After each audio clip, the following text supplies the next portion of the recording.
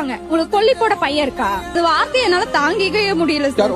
சுற்றி இருக்கவங்களுக்கு அதாவது ஒரு வீட்டில் ஒரு பெண் பிள்ளைகள் பிறந்தால் அந்த சமுதாயத்தினர்கள் கேவலமாக பார்க்குறாங்க. ஏன் அப்படின்னு தெரியல. ஏன்னா ஒரு வீட்டில் ஒரு 2-3 பொம்பளை பசங்க இருந்தால், உன் வீட்டில் வந்து பசங்க ஆம்பளை பசங்க இல்லையே, நீ வந்துட்டு இவ்வளோ சொத்து சேர்த்து என்ன பண்ண போகிற, நீ எதுக்கு இவ்வளோ சொத்து சேர்க்குற அப்படின்ட்டு கேட்டு கேலி பண்ணியிருக்காதா அந்த வீடியோவில் அவங்க சொல்கிறாங்க. அப்போ பெண் பிள்ளைகள் மீது உங்களுக்கே வந்துட்டு அவ்வளோ நம்பிக்கை இல்லை அப்படின்னு தான் நான் சொல்கிறேன்.